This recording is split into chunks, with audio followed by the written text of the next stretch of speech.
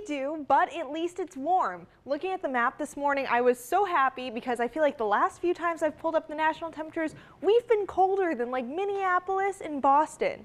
But not today. Today we are at 47 degrees. We are much warmer than the cities to our north, so that is some good news. It's at least a mild morning, but as you said, Krista, it's a rainy morning as well. So here's a look outside our Groover Roofing and Siding camera in Niles. Those roadways are damp, just have some drizzle right now. And if we look at our radar, we just see some light rain that's been moving through the valley.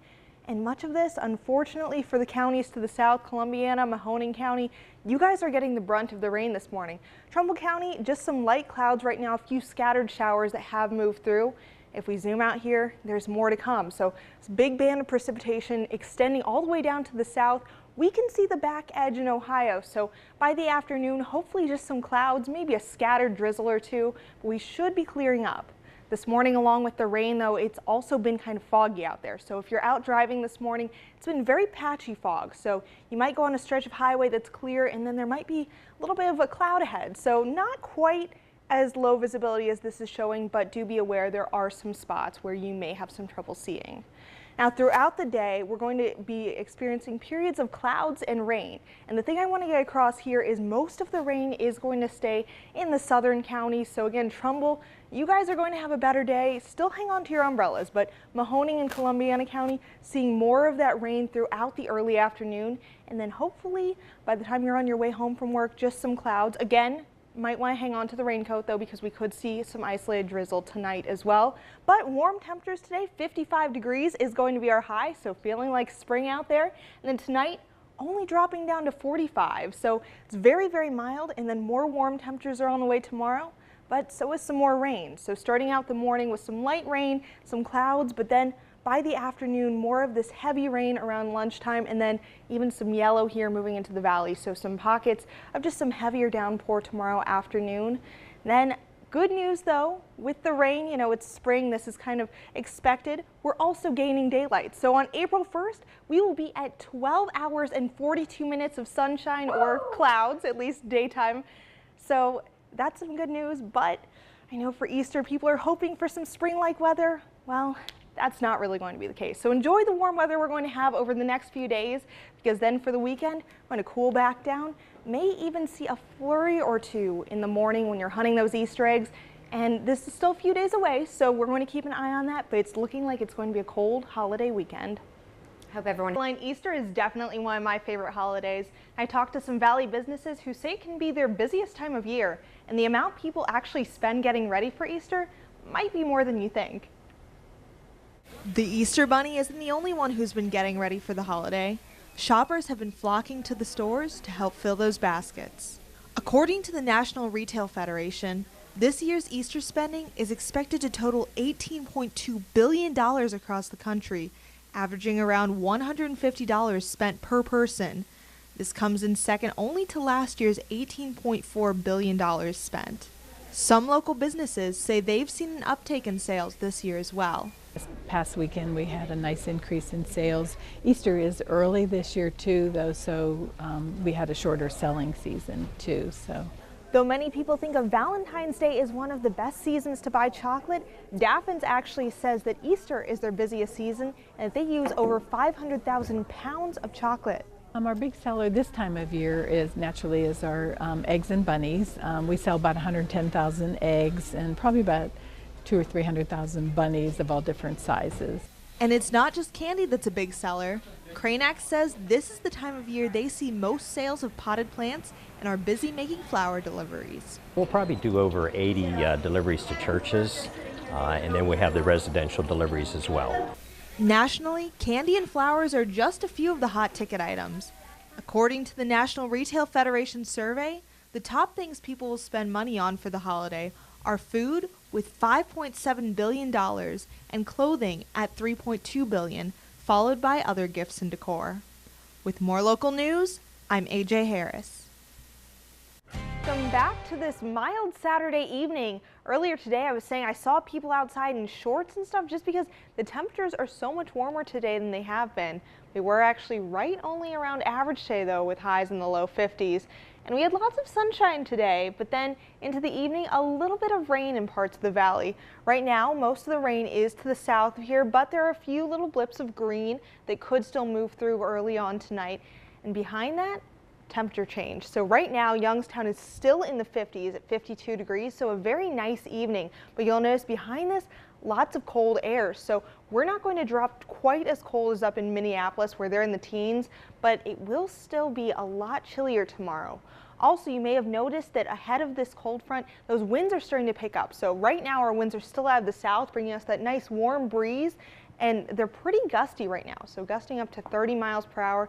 Those will start to die down as we go into the morning, but also you notice that they will shift out of the north, and that's going to bring that cold air into the valley tomorrow. So for Easter, we're not going to have as warm of a day as today. Instead, we're going to be back into the 40s tomorrow, so it's going to be a little bit chillier here, only hitting 42 degrees for our high. However, it will be nice and sunny for a lot of the day, just a few clouds here and there, but no rain in the forecast for tomorrow.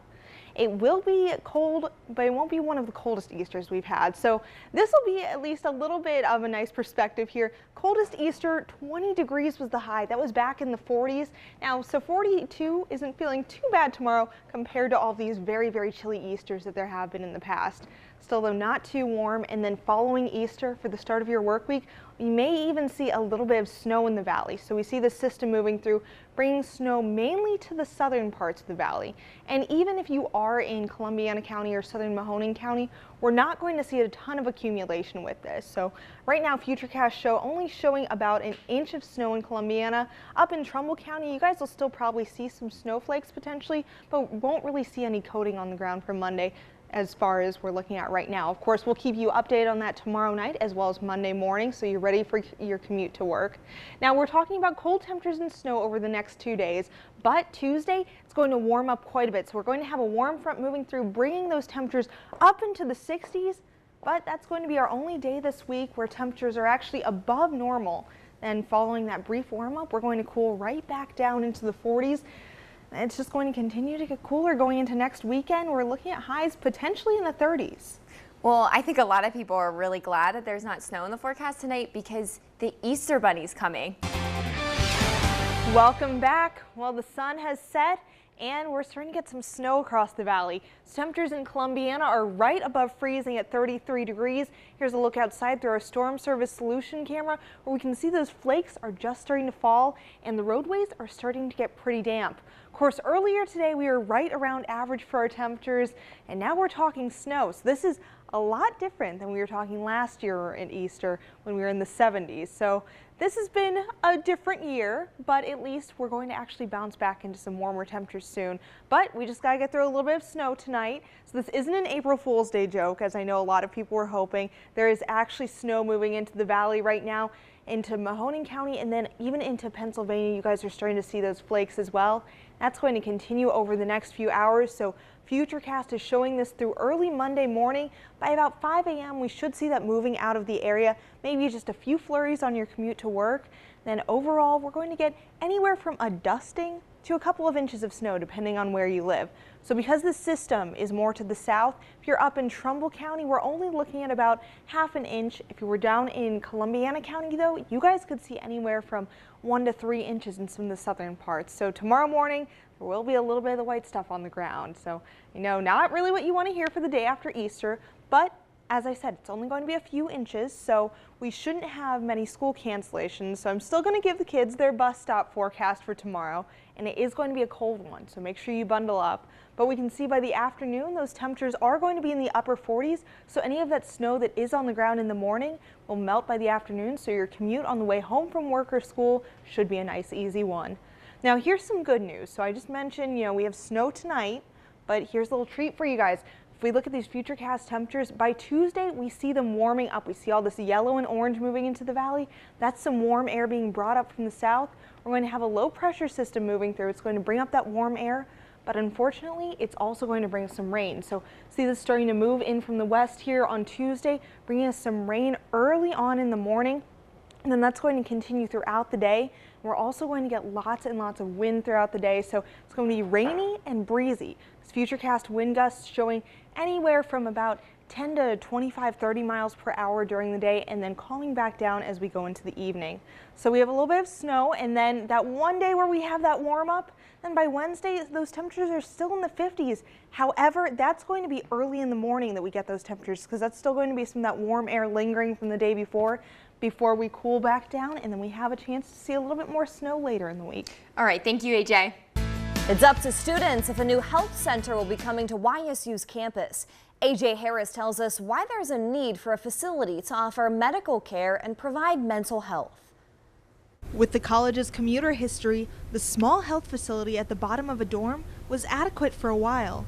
But now, with over 2,500 students living on or near campus, the demand for health care has increased. The number of students that are here all the time, we probably went for many years thinking, well, we don't need a student health fee because everyone lives within 20 miles and they'll go to their own doctors.